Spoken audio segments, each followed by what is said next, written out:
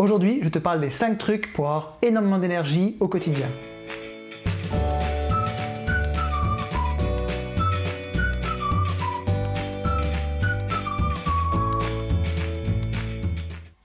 Alors tout d'abord, si tu n'as pas vu la précédente vidéo sur l'énergie, je t'invite à cliquer sur le lien qui apparaît pour la visionner. Pour le rappel, dans cette vidéo, j'ai expliqué que la nourriture ne donnait pas d'énergie, que l'énergie en fait, on en avait constamment comme une batterie et que c'est toutes les actions qu'on faisait tout au long de notre journée ou de notre vie qui allaient l'utiliser plus ou moins. Et que donc la clé de la santé, c'était de réussir à économiser cette énergie sur la longueur pour vivre le plus longtemps possible. Et plus on avait d'énergie en réserve, plus on était performant tous les jours et plus on était puissant contre la maladie. Et du coup, dans cette vidéo, je vais vraiment te donner pas 5 astuces pour avoir plus d'énergie, mais 5 causes de déperdition d'énergie.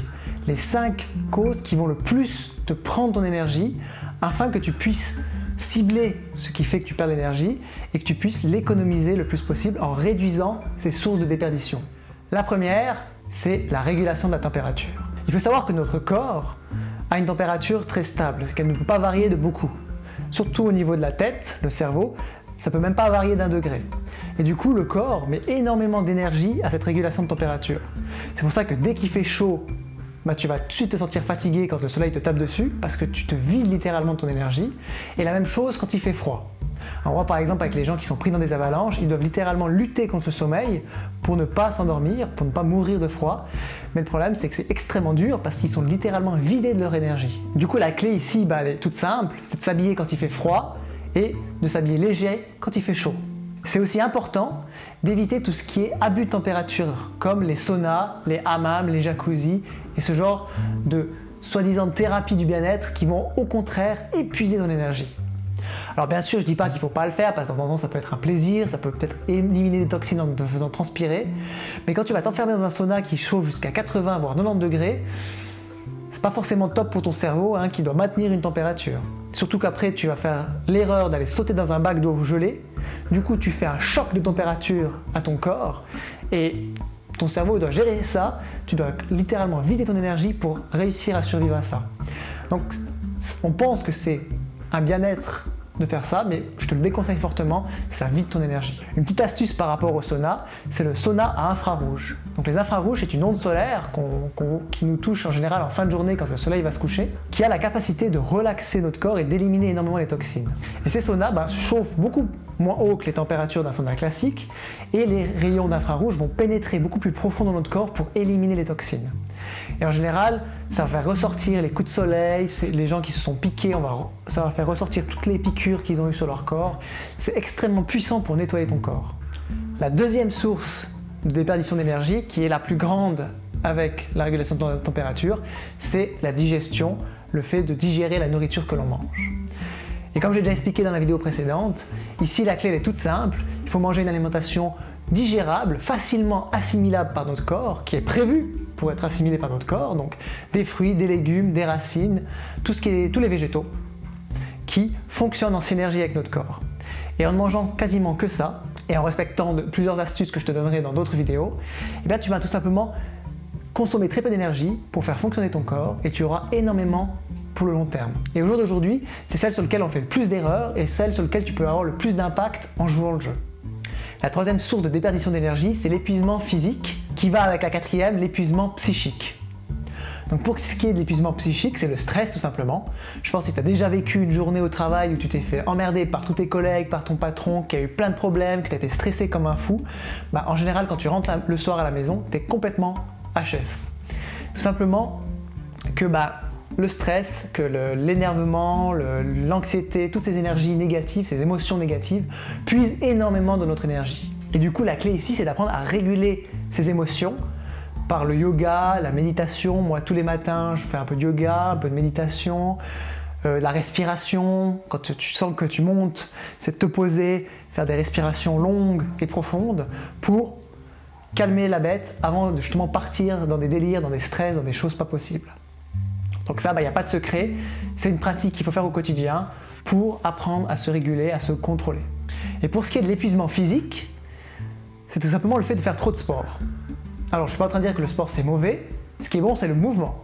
C'est important de faire du mouvement, de bouger avec son corps, de le faire fonctionner, mais c'est pas bon d'aller dans les extrêmes et de l'épuiser physiquement. On voit par exemple tous les sportifs d'élite, qui en plus d'aller beaucoup trop loin au niveau physique, eh bien, vont avoir une alimentation à base de pâtes, de viande, beaucoup trop lourde pour leur corps. Et du coup, arrivé à 45 ans, on voit qu'ils accusent le coup et qu'ils font beaucoup plus vieux que ce qu'ils sont réellement. Donc je suis pas en train de dire que si tu es sportif de métier ou de passion, faut pas le faire, mais au contraire, joue le jeu avec ton alimentation, d'avoir quelque chose de très léger pour tout simplement te permettre d'avoir plus d'énergie et de faire plus au niveau du sport. Moi, c'est une des choses que j'ai remarqué avec mon changement d'alimentation, c'est qu'au niveau du sport, je suis beaucoup plus performant, je tiens beaucoup plus longtemps. J'ai pu le voir avec mon service militaire, je peux le voir en faisant des marches, en faisant n'importe quoi, en faisant des courses. Je suis très performant sans forcément avoir fait d'entraînement auparavant. Alors bien sûr, je ne suis pas aussi bon que quelqu'un qui s'entraîne, je ne suis pas en train de dire que tu deviens un surhomme, que tu es capable de tout, mais tu as vraiment une base solide pour faire ce que tu veux. Et la cinquième et dernière source de déperdition d'énergie, c'est la réparation du corps. Quand tu te casses quelque chose, quand tu te blesses, et bien tout simplement, ça va prendre de l'énergie au corps pour réparer. Alors là, il n'y a pas de solution miracle. Si tu es blessé, c'est manger très peu, voire jeûner, c'est boire beaucoup d'eau et te reposer.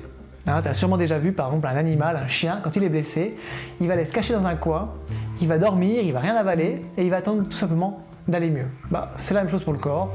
Quand tu es blessé, tu fais en sorte de te reposer le plus possible pour avoir le plus d'énergie à la régénération. Voilà pour ces 5 sources de déperdition d'énergie. Avant de conclure, j'ai envie de te donner un exemple que j'ai pu observer pour illustrer un peu mes propos. Alors si tu es suisse, tu connais certainement un célèbre cuisinier qui s'appelle Philippe Rochat, qui est mort à l'âge de 60 ans d'une crise cardiaque. Alors moi je ne le connaissais pas du tout, mais j'ai lu, il y a eu un immense article dans un journal sur lui, et je me suis intéressé, parce que je me suis dit quand même 60 ans c'est assez jeune pour mourir, surtout d'une crise cardiaque. Et j'ai parcouru un peu la biographie de cette personne, et ce que j'ai remarqué, c'est que d'après ce qu'il écrivait, il faisait faux dans la plupart de ses sources, où il épuisait beaucoup plus d'énergie, ce qui à mon avis explique son arrêt cardiaque, parce qu'il a tellement tiré sur la machine que tout simplement ça a lâché. Donc premièrement, c'était un passionné de son métier, de la cuisine, donc c'était quelqu'un qui travaillait non-stop, sans arrêt, qui était très pris dans son travail, donc premier épuisement au niveau physique. Deuxième épuisement physique, c'était un grand accro de VTT, il allait faire des cols en vélo, il n'arrêtait pas, c'était vraiment un féru de vélo. Au niveau d'épuisement psychique, on peut imaginer que quand on dirige un restaurant aussi renommé que le sien, ça devait être très éprouvant psychiquement, très stressant. C'était aussi un amoureux des bons produits du terroir, donc bons produits, c'est des choses bien grasses, bien collantes, bien dures à digérer. Un amoureux du vin, de l'alcool. Donc au niveau de la nourriture, on peut, même s'il mangeait de bonnes choses, et que d'après les photos, il avait quand même un certain ventre, donc on peut voir qu'il y avait certainement un épuisement au niveau de sa nourriture, au niveau de sa digestion, il mangeait beaucoup trop. Et à mon avis, c'est bien sûr que des hypothèses, parce que je ne le connais pas, à mon avis, c'est vraiment là qu'il a mal fait. Pour bien faire, à sa place, j'aurais continué à être passionné par mon travail, à le faire comme il le faisait à fond, parce que du moment qu'il y met tout son cœur, je dirais qu'il n'y a pas de problème. Par contre, j'aurais appris peut-être à lâcher la pression, c'est-à-dire en partant en vacances, en prenant des journées off, au lieu d'aller m'épuiser encore sur un vélo. Bien sûr, je ferai toujours du vélo, parce que si c'est ma passion, ça me permet de m'évader, c'est important. J'aurais aussi, au niveau de mon alimentation, joué beaucoup plus le jeu, en mangeant très léger sur le quotidien de la journée, en temps en temps en faisant des petits plaisirs ou en goûtant mes plats, mais toujours en ayant une ligne directive très saine pour économiser l'énergie. J'aurais été aussi beaucoup plus mollo sur l'alcool, et en ne prenant ça que de temps en temps pour déguster ou pour un plaisir. Mais voilà, c'est réellement économiser sur tous les plans, c'est jouer correctement. Et le truc, c'est que quand tu manges bien sur le long terme, tu es tellement bien dans ton corps, tellement cette énergie, que tu vas beaucoup moins aller vers des excès, vers des erreurs de nourriture, des erreurs au niveau des déperditions d'énergie, parce que tu n'as pas envie de perdre cette énergie. Tu es tellement bien qu'une fois que tu as mangé un truc qui n'allait pas, puis que tu te sens lourd et fatigué, tu te dis merde, quoi, c'était cool, j'étais bien là, j'avais la pêche, puis maintenant j'ai juste envie d'aller me coucher, quoi, j'ai plus rien envie de faire. Et pour des gens comme Rochat qui sont passionnés par leur travail, je pense que s'il aurait respecté certaines règles, il aurait pu en faire beaucoup plus, il aurait pu être beaucoup plus présent au niveau mental, parce que quand tu as de l'énergie, tu es aussi beaucoup plus clair dans ton esprit, il aurait pu faire certainement beaucoup plus, et ne pas mourir à 60 ans, et ne pas faire souffrir tous ses proches, parce qu'en plus dans cet article, tout le monde, tous ses amis, sa sœur le décrivaient comme une personne juste fantastique, et moi j'ai lu ça, et puis je me suis dit, c'est quand même du gâchis, Donc si tu veux pas gâcher ta vie, si tu veux vivre une longue vie, une belle vie, respecte ces sources de déperdition d'énergie, économise ton énergie, mange bien, et tu verras, tu vas vivre une belle vie, et tu vas kiffer. Voilà, merci d'avoir regardé cette vidéo. Dans la prochaine, je vais te parler de la seule et unique source qui va redonner de l'énergie à ton corps pour te permettre encore plus d'aller sur la durée, encore plus d'avoir d'énergie et toujours de profiter de la vie. Je te dis à très bientôt et surtout, reste maître de ta santé. C'est que manger ne donne pas d'énergie, mais en consomme au contraire. Alors oui, vous devez manger pour que votre corps fonctionne, pour qu'il se mette en marche, pour qu'il fasse son boulot, qui est d'assimiler pour construire notre corps, les muscles, faire pousser les cheveux, les ongles, etc. etc. Donc c'est important de manger et de permettre au corps de faire son boulot. Mais en mangeant une alimentation impropre à notre espèce et extrêmement dure à assimiler, donc qui demande beaucoup de travail, eh bien on va épuiser littéralement nos ressources d'énergie. Alors qu'avec une alimentation prévue pour notre espèce et facile à ingérer avec un travail facile pour le corps, eh bien on est nourri, le travail a été fait, mais on garde notre énergie pour le reste de la journée.